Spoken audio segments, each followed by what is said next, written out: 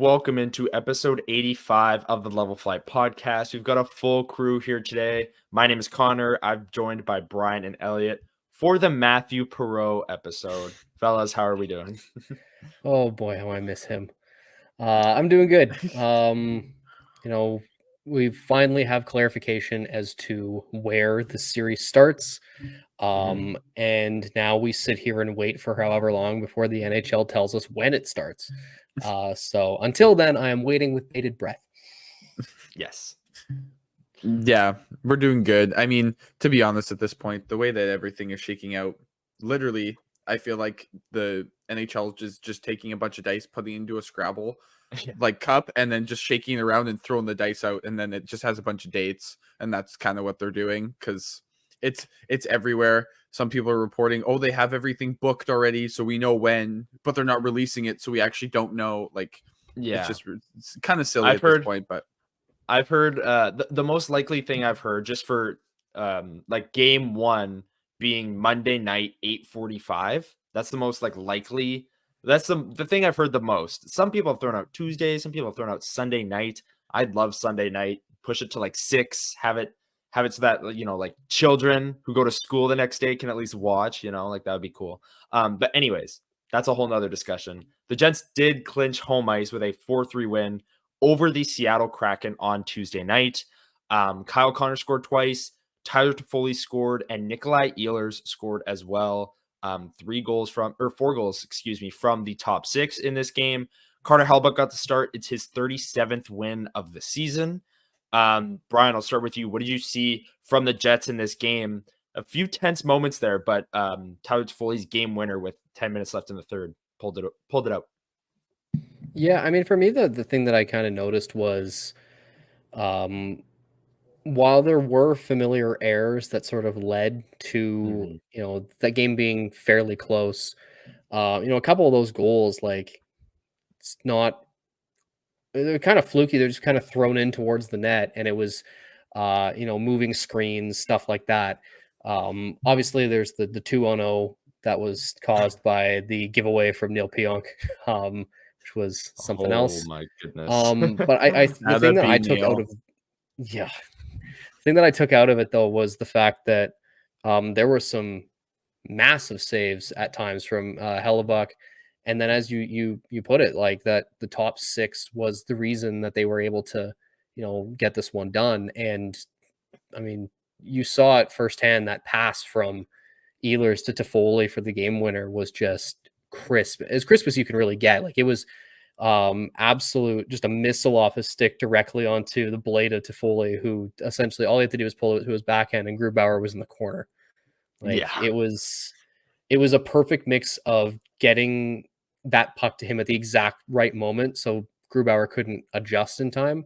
And obviously, they managed to finish it out with, as you said, a few tense moments, but all they needed was a point. So exactly, whether it was with the win or whether it was, they managed to ride it out to overtime, they got those needed points to secure them home ice, and now have a chance to, I think if they win against the Canucks, well, tonight when you're hearing this, I believe that would solidify, I think if Vancouver has to lose whatever their other game is, that would solidify second in the conference for the Jets. So I can confirm. I do have the standings up because we were going to talk about something else later, and I was going to reference records. So Vancouver has 50 wins. They have 109 points with 81 games played. So theoretically, if the Jets do win tomorrow, they would actually, funny enough, they'd be one back of the Stars, unless whatever happens in the Stars game. But yeah, they would essentially clinch second place in the entire Western Conference. Nobody else can catch them for third, so they're essentially locked in there. But if it were to be that they win a couple series and they play the Canucks, then they would have home ice advantage if they do win. And even if they win in OT, the Jets have the first tiebreaker, which is regulation wins. Yeah. So win in any fashion against the Canucks, and you have home ice advantage over everyone except for Dallas in the playoffs. We'll get into the advantages of home ice in a second for this first round against Colorado. But Elliott, first, I want to get your thoughts on the win over the Kraken for the Jets. I think it was a really good game from the first line. Like, we finally saw them actually their XG goal, like their goal. Yeah, their 5-on-5 goals was great. 50th percentile. There you go. Yeah. And honestly, at this point, with the way that the second line is played this year, no matter who the combination is, if it's Monahan, Toffoli, Ehlers, or Ehlers, Monahan, like whoever it is, they've been so good that that's all the first line needs to do. Like, they just need to be like net even or barely even a net positive for the Jets to be like a theoretical cup contender. So for them to actually show that against a Kraken team who obviously like isn't making the playoffs, but it wasn't like they were too far away and they still have some good players, right? So it's good to see that they showed up. And then, yeah, like I think the Jets had that one in hand. They kind of let it slip away a little bit with when they were up 3-1 and you allow 2. It's not great, but in the end, you like Brian said, you make a beautiful play on the power play. I mean, Connor, you've said it millions of times. Tyler Toffoli, you did say he was going to score a couple big goals in the regular season and for sure during the playoffs. Well, because to be honest, that's a big win. Because realistically, if the Jets lose that game, then they probably they're looking over their shoulder at Colorado, who theoretically could, well, probably not. Like, I think it was mathematically like almost impossible. Like if Colorado plays Thursday night, if the Jets had lost in regulation against the Kraken, then it would have been the exact same scenario going into Thursday night. Would have been the Jets need a point to clinch, but if they lose and Colorado wins, then they would have lost home ice entirely. And coming off the 7-0 win against them like 2 games ago, that would have been a big time loss. Just take care of it. They took care of it. Yeah. Well, I think the other big thing is this also, I know they're still trying to gun for second place in the West, but Rick Bowness said today at practice, if I'm not mistaken, I'm pretty sure I read it right, that all of the scratches are playing tomorrow. Yes. Obviously, I think if the Jets lose last night, they don't get that luxury. Right. They have to play game 82. So if you can allow them to get an extra day's rest, I'm not sure. Connor, you were there today. You can confirm. But as far as I know, he didn't really say who was coming out. Like, I know, obviously, we know who's going in, and you can kind of make sense of that, but he never said who was coming out. But either way, whoever it is, there's a couple guys that I would prefer to sit out because we know that they could break at any minute. So, well, yeah, and there are players that are so impactful to this series that it's like just wrap them in bubble wrap and go on with your day. I actually wasn't there today. It was an optional skate for the Jets, so I took the optional as well. But I did watch Rick Bowness's. I took a maintenance day for sure. I did watch Bowness's thing, and that is you're bang on there. He said all 5 or 4 scratches, 4, 5, I don't know. They're all going to play. 5. Everyone who was out of the lineup, 5, and 3-4 is who's coming out. Yes, and then he didn't say he was coming out, but it's going to be 4 players because one of the players is Morgan Barron, who's day-to-day with a lower body injury. They said they're not ruling him out for game 1. It sounded more day-to-day, so that's good news on Barron, who had to leave this game against the Kraken early in the first period. But real quick, I want to talk about Tyler Toffoli. I thought he played maybe his best game as a Jet, honestly. Like, he had those 2 games where he had 2 goals each against the Ducks and the Blue Jackets, which he played great in those games too. But the Kraken are a bit of a step up. This is later in the year, and I thought that second line, they've been so good. He's been one of the guys on the line. He hasn't really been the guy. But I thought in this game, he had a shot that literally hit square on the post and went directly up in the air. I haven't seen that. Like, side of the post went directly up in the air. I've never seen that. And then he had the goal, the game winner as well. And then Kyle Connor scored twice. And Rick Bowness said after the game that he's engaged at both ends of the ice. He's skating. And when he's doing that, he's much better. And I have to agree. Like, Kyle Connor, I think, has looked great over this winning streak. Especially the last 2 games here, or the last 3 games. Dallas. It was Colorado, really important to me how he scored those goals too, where he wasn't just dead red. I'm going to shoot this puck. The goalie squared up. He got into the right spot on the first one and wired it past. And then if you watch his second one, he pump fakes to Velarde at the side of the net, who if you Grubauer like slides scout completely. If you pre-scout the Jets, chances are you're going to be watching Velarde very closely at the side of the net because you know that his office is right there. And he did that little tiny sort of stick handle, that extra one. Everyone moved to the other side, and then he just fired it over top of Grubauer there. So if he is seeing the ice like that, offensively, it means so much for this team because there's been a lot ever since that injury this year. Offensively, he's just been missing something that we've seen in the past where his, shooting ability has always been just outstanding to me and how well he can operate in tight spaces. And I found that he was double clutching a lot this year. He was missing, better chances and waiting until he got a better shot with it on his stick. But what we saw last night was him, quickly firing it and using the offensive skill that we know he has to open himself up. And if he can do that, it makes it easier on that line to generate more and actually do things in that offensive zone, because as we know, they get caught sometimes in their own. But if they're producing in tight, and we know Connor can do that very well with success, so can Velarde, I feel better about their production, even with their underlying numbers where they've been. I 100% agree. And honestly, if that top line, Elliott said it earlier, if the top line's going, the rest of the Jets lineup has been so good this year that is like game changing, because if you get that line, if Kyle Connor's skating well and Mark Scheifele's seeing the ice well, and you brought up that first goal, kind of a low to high pass from Scheifele to Connor.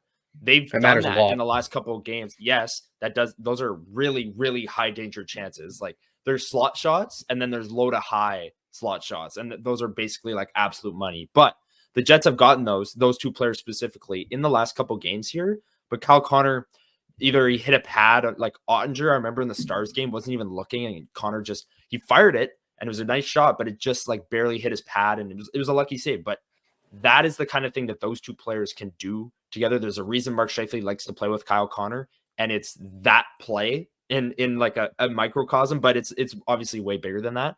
But yeah, if they can do that and the top line can play well, that's a whole nother discussion. I did want to talk about home ice. What are some of the advantages you guys think the Jets, now that they've clinched, obviously they're going to put Lowry up against Nathan McKinnon. That's the undoubtable biggest advantage that they have. But are there any other advantages that you guys are looking at? Elliott, I'll start with you. So I'll leave if Brian wants to touch on it. He can, or one of you can touch on the whole crowd thing. Sure. Yeah. Like we could go on and on about the atmosphere. Something I do want to touch on, actually, that again, this was the reason why I actually brought up the standings, was looking at teams' home and away records. Obviously, the Jets historically have been a very good team at home.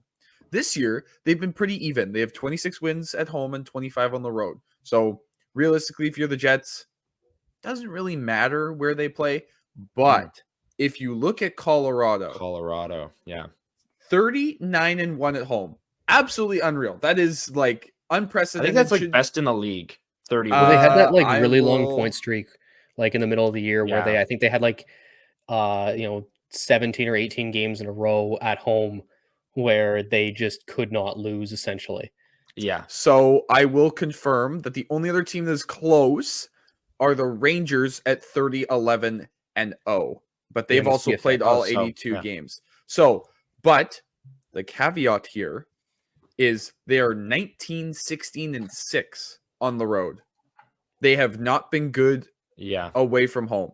So if you're the Jets, you got to think, okay, we've got the crowd behind us. We're going to have all the energy coming into game 1 and 2. We need to make sure that we make these two count, because Colorado on the road is going to be tough. Now, I will say, both of you can correct me if I'm wrong. Wouldn't the Jets be one of those 9 losses? 2 of those 9 losses. Yes, because they've beaten them twice. That's really funny. Yes. Yeah. So 2 of those 9 are the Jets. 7-0 win, and then in November, I believe 6-2. It was that was the home game was 6-2. Oh, 4-2. Before that was 4-2. Yes. Yeah. Actually, funny enough, all 3 of us were at Boston Pizza. That's what I was just about to say. Party. I was going to say we were there. So, anyways, either way, yes, whatever. The Jets have 3 of the 9, which is really impressive. Like then they're only 36-1 at home, which is that would be 37-1. Either way, they have been unreal at home and not very good on the road. So if you're the Jets, you got to make sure that you come out and give it to them early, because if you don't, then they're going to go back home with momentum and where they've been playing at their best. I 100% agree. Brian, what do you think is Elliott touched on the home records. We know the line matchup, the crowd. What are you looking at for the biggest home ice advantage the Jets have? Well, I'm gonna build off of what Elliott said, because I don't think it's insignificant based on what we've already spoken about with this, where we know that the Avs have suspect depth.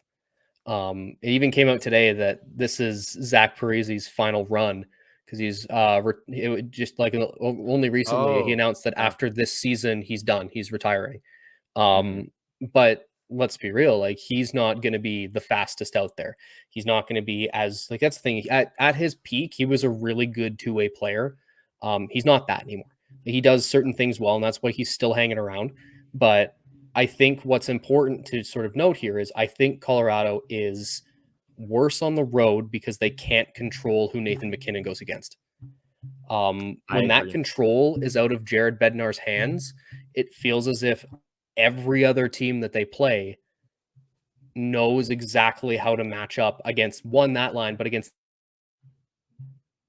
the other ones, because I have a feeling that on home ice, the Scheifele line might actually do really well in the underlying numbers because they'll have a more favorable matchup, because as we've mentioned so many times, that Lowry line is going to be staple to the MacKinnon line. It wouldn't shock me if they actually line match the second lines. So it would be whoever that, I know Rantanen was on the second line with Nichushkin and Middlestat. So you might see the Monahan line go against there, and then that leaves the checking third line, of which I think is centered by Zach Parise. At least it was. He's on the wing actually, and then they moved Ross okay. Parise, Ross Colton, and Miles Wood. Would not shock me if that's the line that they try and get the Scheifele line out against, because I mean that line actually plays a decent amount for the Avs, because I know that they like them as like they're not exactly a shutdown, but they're a checking line. They're smart with the puck, but they're not exactly skilled or fast. Like Colton kind of keeps the speed up on that line, but I think that would be smart, at least if they do that. If they do first line versus the Lowry line, second line versus second line, and then bring that the Scheifele line out, and I think they would. I mean, I'm not exactly sure how much they would feast, but I think that at the very least they would do well enough that it's not going to hurt them, right? Absolutely. But I think that's why the record is the way it is. Like because when they have it, when it's not in their control, they don't know how to properly mitigate their losses outside of the MacKinnon line. I do just want to ask quickly how, because I watch hockey. I played for a year. I didn't know too much about stuff like what you're talking about, Brian. Just give me like a rundown of how that works in terms of like on the road, why you don't really have as much say. Well, Brian, correct me if I'm wrong, but the ref will hold his hand up and go like to the bench first, and then he'll put his hand down for them, and then they can't change anymore, and then he'll go to the home team and put his hand up, and then they last change rule. So they get last home change. Gets they priority. can see Nathan MacKinnon hop on the ice, and then Rick Bowness can tap Adam Lowry and say, "Okay, go ahead." And whoever's on the ice, they'll haul them off. So home gets priority, gets secondary priority. Okay, so that was a rule that I wasn't familiar with. So it matters a lot in the playoffs. Oh, 100%. Now that I know that, 100%. I totally get that now. That makes total sense. And Garrett Hole on episode 84, if you didn't go listen to it, he talked about how the Jets line match and hard match, they really do it, more than really any other team in the league. And you're going to see it a ton in that first round. Quickly, before we head to break, I'll touch on the crowd.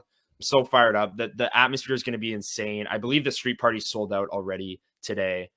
Even if the game is at 9 p.m., it's going to be amazing. Downtown's going to be hopping 2 hours before. You got tickets for game 2. There you go. You're at the street party in game 2, and I'm actually there. There you go. Come say hi. Yeah, there you go. I downtown's going to be awesome, especially if those games are late. Like, obviously I joked about how kids won't be able to stay up and watch, but like everyone's going to be partying for hours before. School. Let's just say that. yeah, miss school, whatever. Yeah, but no, the whiteouts, it's amazing. I can't wait. It's going to be so much fun. That is my biggest advantage. There's no atmosphere like it in the NHL and pro sports. Maybe in pro sports, but not in the NHL. That's for sure. I'll take the whiteout. Yeah, that's another debate. Let's take a break. And when we come back, the Jets do play their final game tonight, but like we said, a lot of the players might be sitting out. So we're going to hand out some awards, the MVP, the most surprising, the most disappointing, and the most improved player from the Jets over the 2023-24 season. So stick around after a word from DraftKings. We'll be right back. We know hockey games move fast, but with DraftKings Sportsbook, an official sports betting partner of the NHL, you can score faster than anything happening on the ice. This week, new customers can bet $5 and get $200 instantly in bonus bets. Download the DraftKings Sportsbook app with code THPN. New customers bet $5 on the NHL and get $200 instantly in bonus bets. Only on DraftKings Sportsbook with code THPN. The crown is yours. Gambling problem? Call 1-800-GAMBLER or visit www.1800gambler.net. In New York, call 877-8-HOPE-NY or text HOPE-NY.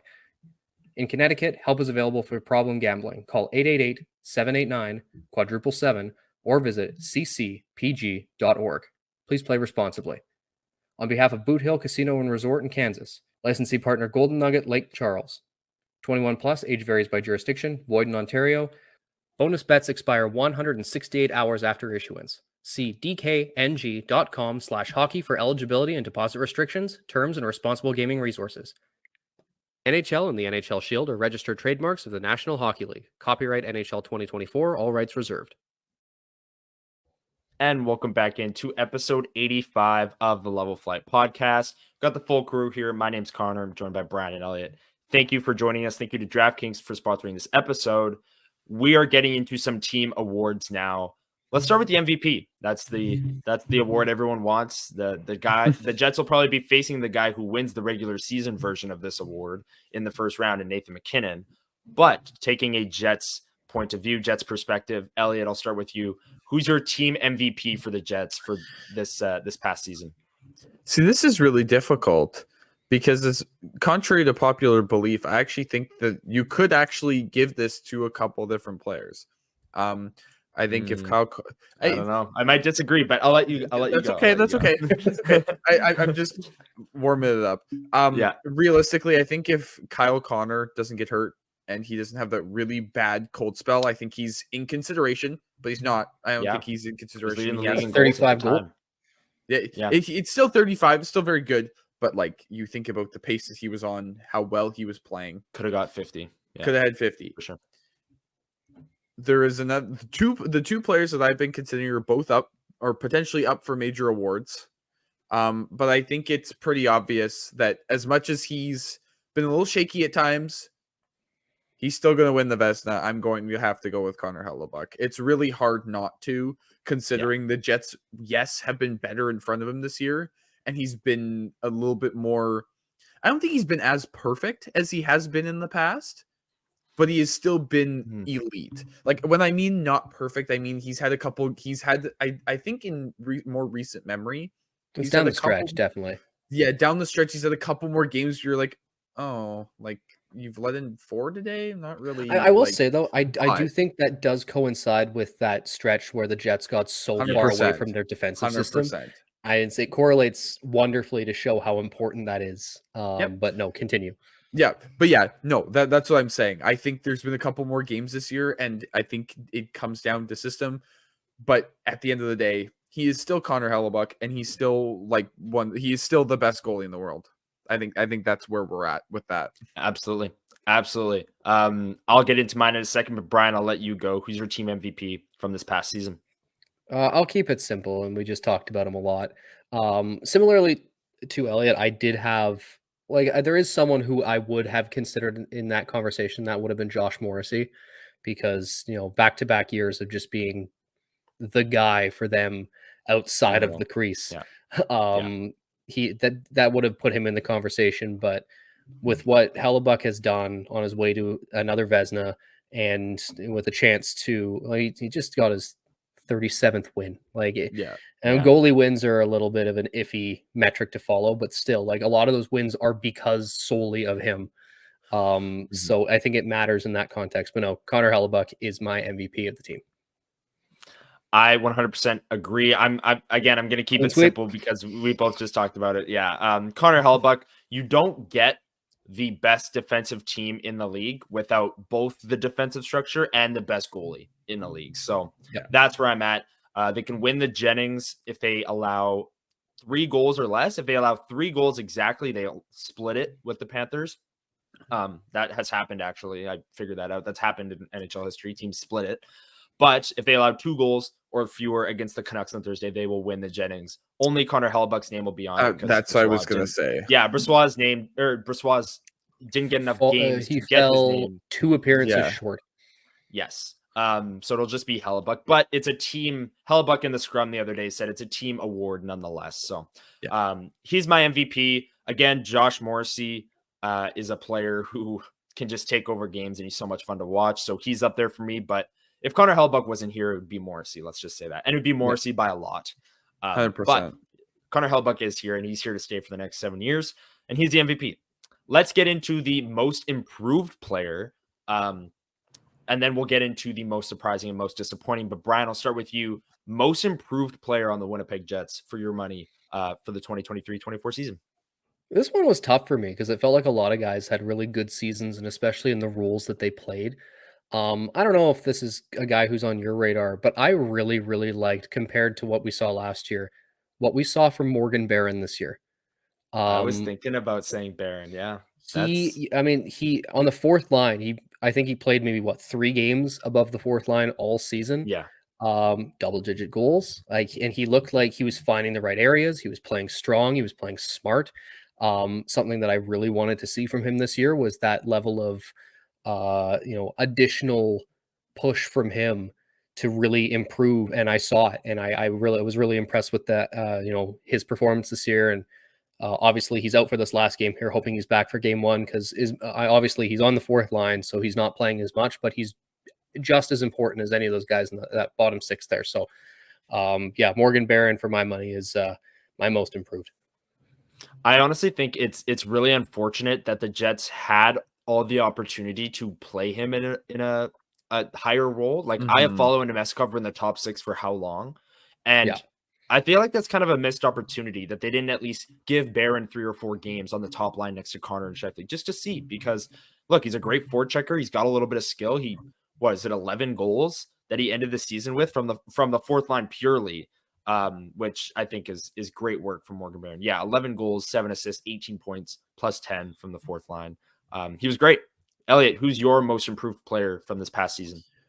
I think, in years past, if Brian would have taken my pick, I think I probably would have taken Barron. I think this is gonna be maybe, I don't know, it's probably not that controversial, but I'm gonna go with Cole Perfetti just because, like, he sets a career high in goals. I'm actually not sure if he set a career high in assists. I don't believe so. I think he was close if he didn't. He was definitely close if he didn't. But either way, he had a really good season this year. I don't even want to get into the whole ice time thing. I just thought that for the most part, yes, he did have his struggles, but we have to remember he's in his early 20s. Like, he has so much time still to grow.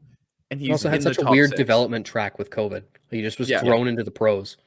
Yeah, like it's been a weird situation for him, but I think it's a really good positive for him to have shown so much potential. And I think not that I think I was worried about him not fulfilling that potential, maybe due to injury, but I think we saw this year that if he's actually in the lineup for a solid amount of time, he will realize that potential. And there was risk there for sure. Like, with the back-to-back season-ending injuries with the shoulder, like that's concerning, right? He had 22 assists last season, 19 this year. So he won't, unless he has a 4-assist night on tomorrow night against the Vancouver Canucks, he will not break his career high in assists, but 17 goals, that is a career high. Last year he had 8, I believe, or 9. I love how that's like top 3 on the or top 4 on the Jets, and he's just goals. Yeah. Sitting Well, no, in as a scratch. It is if you don't count Monahan and Toffoli, because now that they've come and then Ehlers and Connor got up there, and yeah. Either way, I'm also gonna go with Cole Perfetti. I really like the thought of Morgan Barron. There is a player that I would say for most improved, but I'm gonna leave it for most surprising because those two are kind of similar, but this one I think I know where you're going with it, but I'm interested to see. Okay, this one surprised me more than it did Perfetti. So I'm going to go with Cole Perfetti. I think when he was in a top 6 role this year and played great. Hit the passes he's making are unbelievable. If he played a full 82, he probably gets to 20 goals, which is great for a 22-year-old. He's going to be a top 6 player for a long, long time. But the Jets are just so loaded in the top 6 that he's not there right now. And that's okay. That's fine. He had a great season. He's my most improved player. That's my take. I'm gonna roll right into most surprising so that doesn't get lost. But my most surprising player, Gabriel Vilardi. There's no way I expected this from him. He's been hurt, but when he's been in the lineup, he has like actually changed the dynamic of not only this team's power play, but this team at 5-on-5 as well. I want to talk about the power play for a second and what he's done for that. I tweeted out these numbers today because I went and looked. Gabriel Vilardi returned to the Jets lineup on March 30th against the Senators. Since then, the Jets power play is 7 for 24, which is 29%. That's 7th best in the league since March 30th, and the Jets are 7-1. The Jets traded for Sean Monahan on February 2nd, and Vilardi got hurt on the 29th. In that time frame, they were 9 for 27. That's 33%, which was 4th best in the NHL at that time. And then when he got hurt, the power play completely fell off a cliff, and then he came back and they're back at 30%. It's unbelievable. I expected him to maybe repeat what he did last year, not really break out to be a top line player that affects a power play unit this much, but his hands at the side of the net. He's honestly become one of my favorite players to watch on the Jets just because of how special he is around the crease. So he's my most surprising player coming off of the Dubois trade. I didn't expect this good of a season from Vilardi, and that's what I'm going to roll with. We're approaching 32 minutes, so let's roll through these. Brian, who's your most surprising player this season from the Jets? I'm not sure if this would have been like a guaranteed pick for anyone, but I'm actually going to go with the second half of the goalie tandem, Laurent Brossoit, where if you look at his career stats, as great as he's been in his time in Winnipeg, he has really never strung together 2 dominant seasons. And obviously his time last year was limited because of injuries in Vegas. But he's still, in his time, he had a 927 save percentage. He's at a 928 this year with a significantly more play time. But I don't think the expectation was for him to come in and immediately establish himself as the best backup in the league, but he did.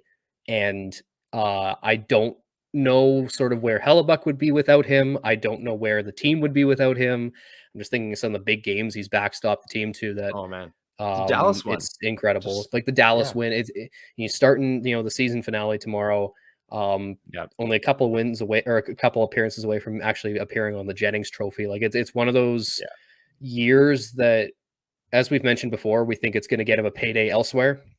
Yeah. We'd love to keep him. I know that, but seems unlikely, and good for him for earning that. But given his career trends, him bucking the trend and coming back and having the best season of his career yet, for sure, is just it really surprised me in the best way possible. I agree. Elliott, who's your most surprising player from the Jets season? This actually might be an interesting one. I'm going to go with Vladislav Nemesnikov. He was my second pick. Yeah, because not just because of point value, his ability to be so versatile. He can play so many different styles of play. We saw a lot this year of that former first-round pick potential where he'd make a couple plays where you're like, man, like if he could just do that more often, like, he would be so special. But he's still a very good player for the Jets. Like, we are so blessed with the fourth line that we have. Like, that line of Barron, Nemesnikov, and Iafallo is just like God, it is so good, and I just think that he has been maybe not always put up the points, but he has generated and he's driven the fourth line at times. He's been complimentary on the first and second line. I just think he's been so good and so valuable for the Jets this year. I totally agree. And during that winning streak, when it was Ehlers, Scheifele, Velarde on the top line, second line was Iafallo, Nemesnikov, Perfetti, and they were great. They were outscoring opponents. Their analytics were stellar. And Nemesnikov was also centering to start the season with Perfetti and Ehlers on that second line as well. So he's been holding down up that and second down line center spot before Monahan came in that was long. just massive. Wow. Massive. Yeah. For what, Huge. $2 million contract, bottom six player? Like that's money. Most disappointing. I think we're going to keep this short because I think we all have the same answer, just as a quick tee up. Maybe I'm wrong. I'm just quickly going to say Neil Pionk. I think he had a really good season. So this might be unfair because he had a good season up until I'd say about a month and a half ago. And then it's really looked ugly since then.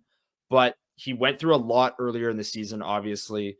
I thought he really handled that well and bounced back from that and was actually like, him and Dylan were posting really good numbers on that second pairing. And don't get me wrong, that pairing has been huge and they'll be huge in the playoffs.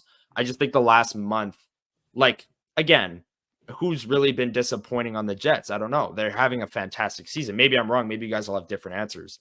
But I just feel like for the top four role that he's playing over the last month and a bit, he's most disappointing is maybe a little too harsh. I just think the team has been so good. And he had a good season up until the last little bit, but I'll say Neil Pionk. Brian, who's your most disappointing Jet this year? Mine's Neil Pionk as well. For me, yeah, I know you said like a month, but for me, I feel like it's sort of spans back to when they came back from the Christmas break. I felt like the first half of the season, he wasn't doing those things that cause so many problems for that pairing and are causing problems for that pairing where he's chasing guys, he's puck watching, chasing guys below the net when Dylan's already down there, leaving the front open, the giveaways, the plays where it's like you have the puck on your stick, try and make a pass, instead he rims it around. So I feel like a lot of those unforced errors brought him right back to where I had him last season, where he's just very volatile. And I thought that we had finally turned a corner and he had sort of cleaned that up to start the year. And then, after, the Christmas break and then especially the All-Star break, it just feels like we're watching that same sort of combustible Neil Pionk that we have, where he can go from having the puck to suddenly giving up a 2-on-0. Like it sucks because like we saw flashes of him being away from that type of play, but that's it's disappointing to say the least. Elliott, who's your pick? I'm gonna go with Pionk, but honorable mention, and you guys might boo me for this. Honorable mention actually will go to Mark Scheifele. I think really interesting. I'm not gonna. There's no really point. Like we've already talked about Pionk. I think Mark Scheifele. Yes, I know he was on a shooting heater last year. Whatever, he scored 42. He was everything was going in, but like there have been so many times this year where Mark Scheifele needs to shoot the puck and shoot the puck. There have been times where I think he has looked better defensively. I will give him that.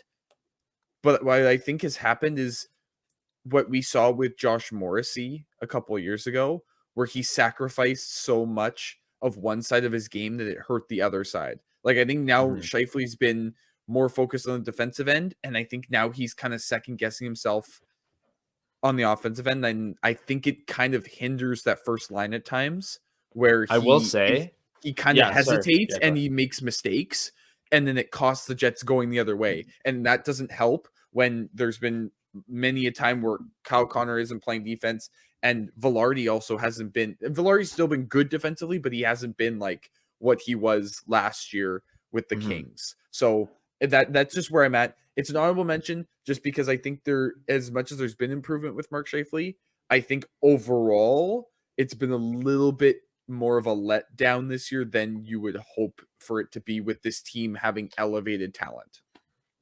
I see where you're coming from. I do like to further your point a little bit. The analytics would actually suggest that he's gotten worse defensively this year. Yeah. Which is really interesting because the narrative the whole year was that he was improved defensively, he's more engaged. And I think for the first 2-3 months, that's accurate. Like, I think he was better defensively and he was more engaged. But I think much like the team as a whole, he also kind of tailed off in that January to early March stretch, the 6-game losing streak. He wasn't really there. The minutes with Kyle Connor, he's lost a lot of them this year. And I think I don't know. Again, most disappointing just sounds so harsh because the Jets are having such a good season. That's the thing. Like, relative to expectations for the player, I can see. And that's more where I mean, where it's like you expect him with the rest of the lineup to be so, like, the level of the overall talent of the lineup has been completely elevated, especially with the additions of Monahan to Foley, and you would expect him to also come up. And I think there's been a lot of times where he hasn't. But over, like you said, Connor, it's so hard to pick because the Jets have been so good. When you zoom out on the season, they've had such an incredible year. If they win tomorrow night, I believe they end 4th in the NHL in points and 1st in regulation wins. So that'll be it's been an incredible season. No taking away from that, especially for Pionk and Scheifele. Like, they've still had good years. They're on a really good team and playing really valuable minutes. But yeah, that's where we're gonna leave that. We love doing the awards. We ran a little long, but hey, it's kind of a season wrap. We won't be back until Sunday. It'll be the 11th edition of LFP Live. We're working on getting a guest because it'll be our final, big preview for the series. Again, if it starts Sunday night, if it starts Monday, we'll be there for LFP Live, breaking it down. And as long as it's not if it's Saturday, I guess we'll have game 1 to talk about. But I don't think it'll be Saturday. So join us for a preview of game 1 of the Stanley Cup playoffs on Sunday morning at 9 a.m. Sorry, I'm losing it here. There's too many days and times that are fluctuating in my head. But we're working on getting a guest. We're super pumped. Join us for that. From Brian, Elliott, and I, thank you for listening to episode 85 of the Level Flight Podcast. We will see you Sunday morning. Enjoy the game tomorrow night. Final game of the season. We'll see you all Sunday. See you. Peace.